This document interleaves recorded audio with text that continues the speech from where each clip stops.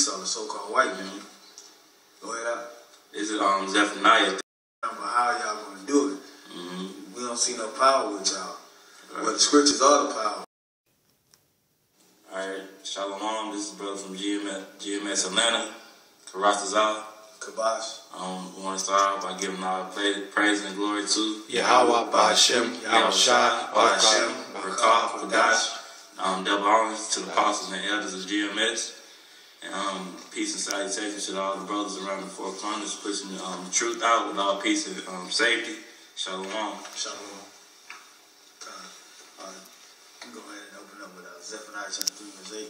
Because in this article that we're about to dive into and dissect, is going into the potential war.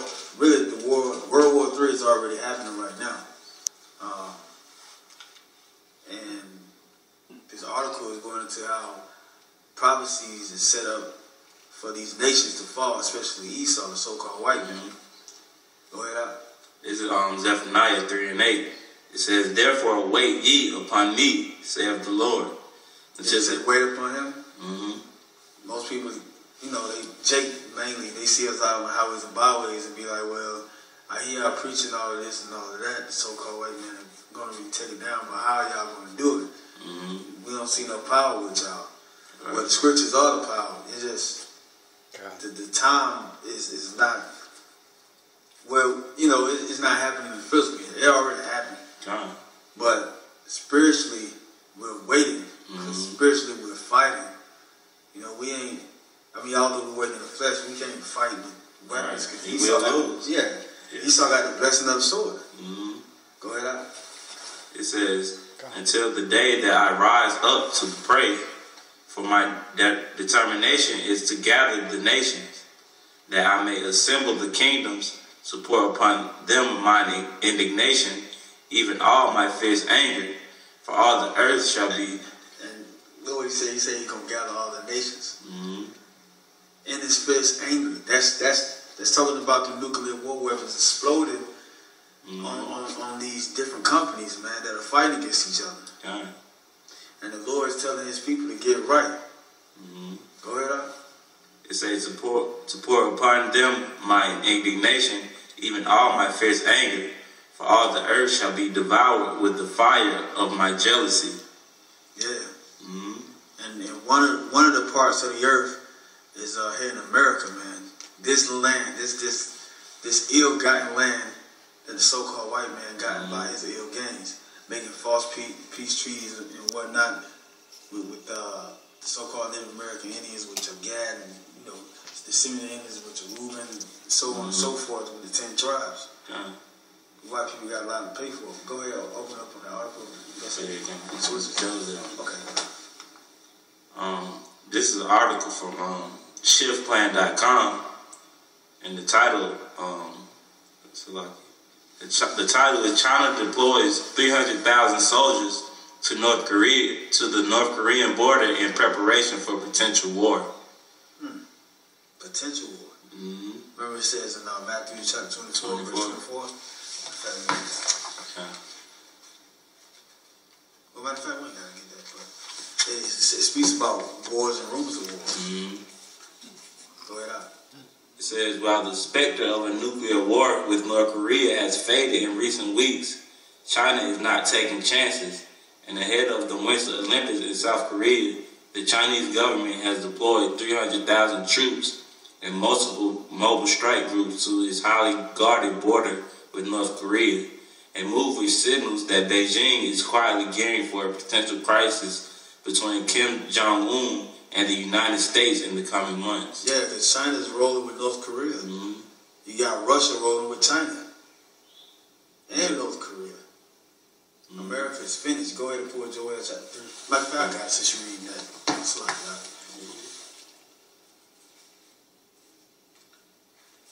Yeah, man. These are the times they were living in.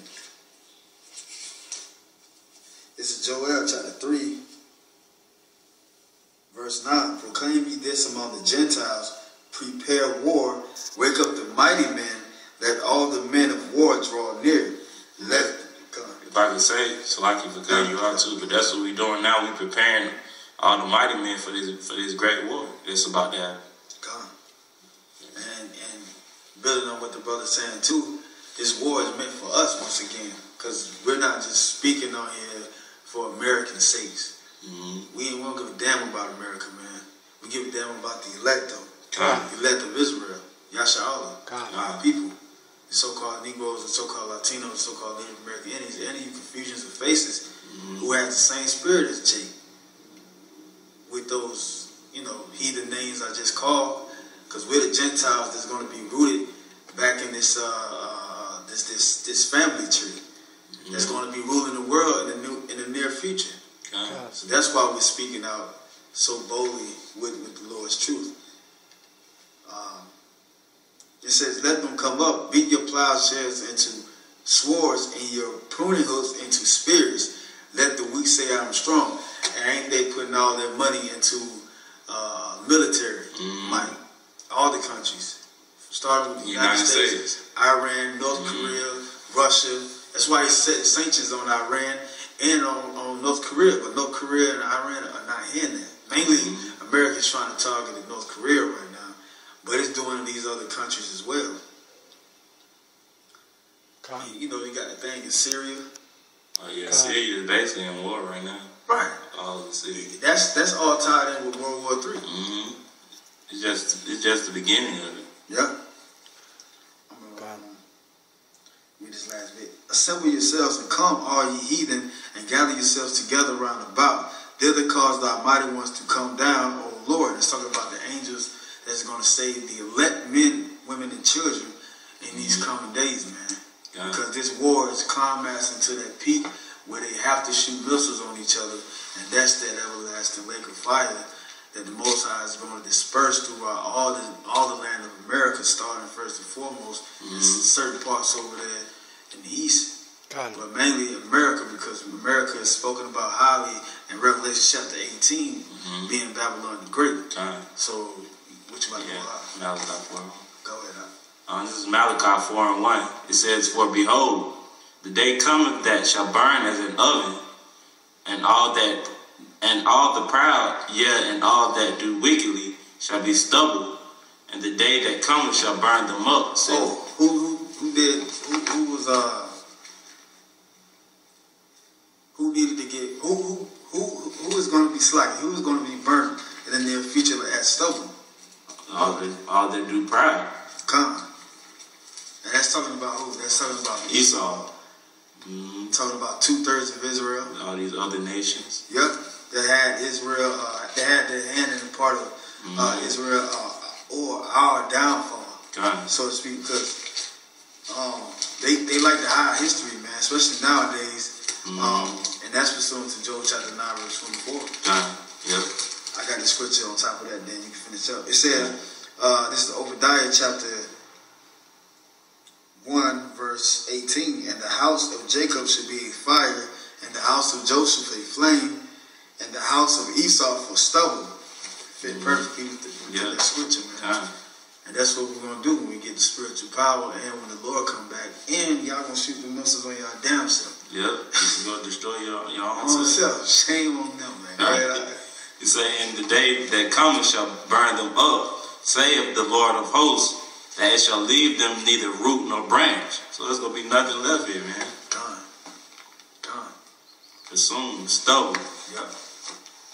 Don't finish up on the article. Oh, yeah, God.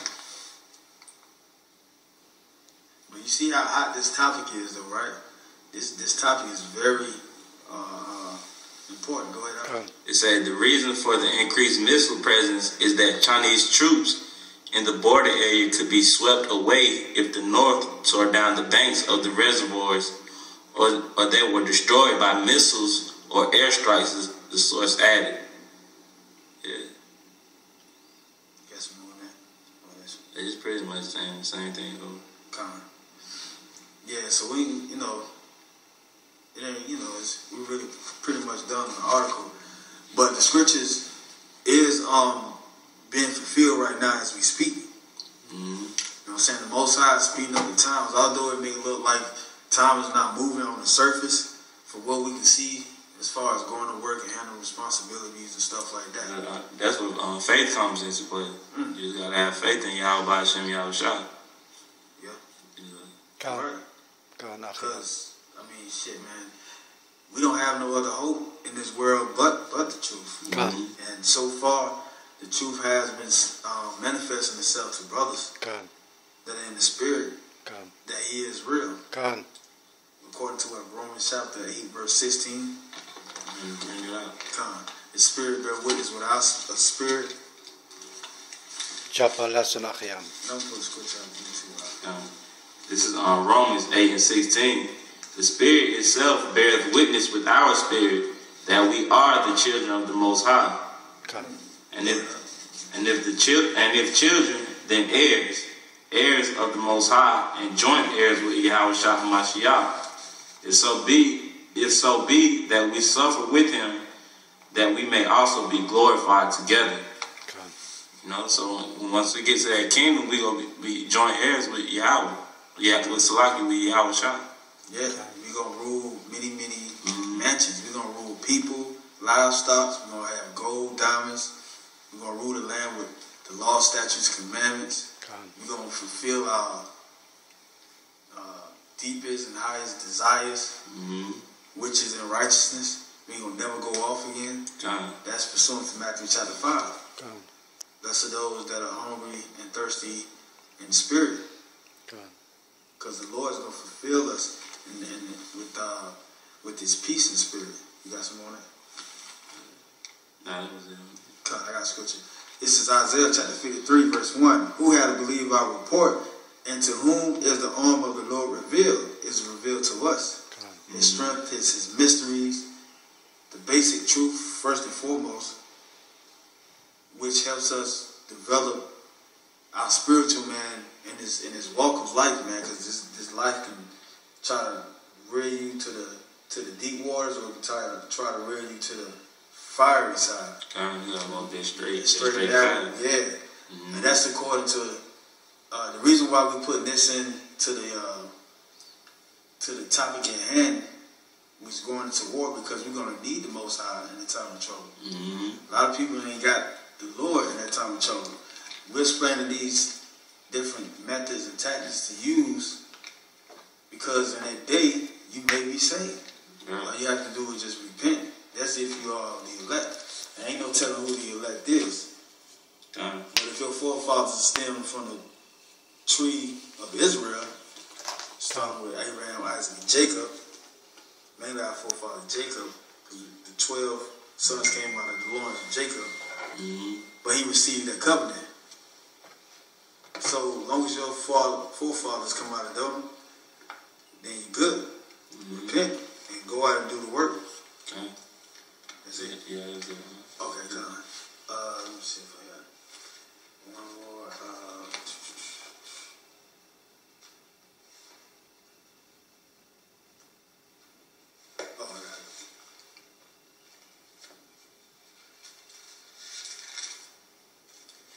You can break this one down too. Okay.